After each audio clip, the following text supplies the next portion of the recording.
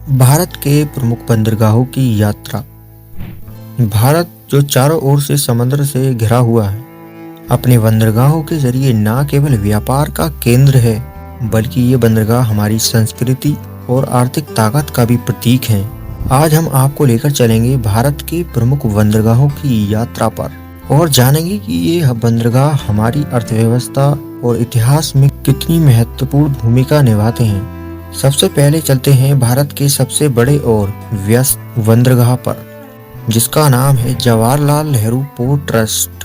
मुंबई के पास स्थित यह बंदरगाह भारत के कुल कंटेनर ट्रैफिक का लगभग 50% संभालता है।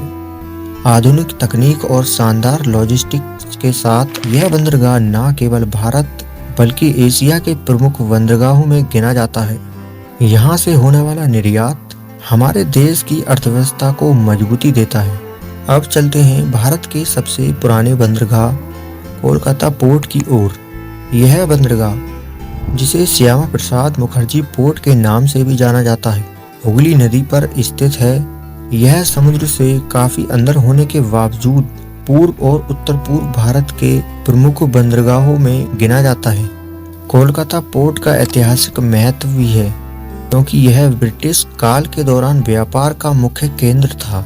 अब चलते हैं दक्षिण भारत के व्यापारिक हब चेन्नई पोर्ट की ओर। यह बंदरगाह भारत का दूसरा सबसे बड़ा और सबसे पुराना बंदरगाह है। ऑटोमोबाइल उद्योग के लिए खास तौर पर प्रसिद्ध यह पोर्ट चेन्नई के औद्योगिक विकास का मुख्य आधार है। साथ ही यहाँ से दक्षिण पूर्व एशिया के देशों के साथ व्यापार को भी बढ़ावा मिलता है। अब बात करते हैं गुजरात में स्थित कांडला पोर्ट की, जिसे अब दीनदयाल पोर्ट भी कहा जाता है। यह बंदरगाह पश्चिमी तट पर स्थित है और भारत का सबसे बड़ा वॉल्यूम हैंडलिंग पोर्ट है। 1950 के दशक में भारत की आज़ादी के बाद ये विशेष रूप से व्यापार बढ़ाने के लिए विकसित किया गया था। यह पोर्ट खाद्य तेल, नमक और अनाज के निर्यात के लिए प्रसिद्ध है।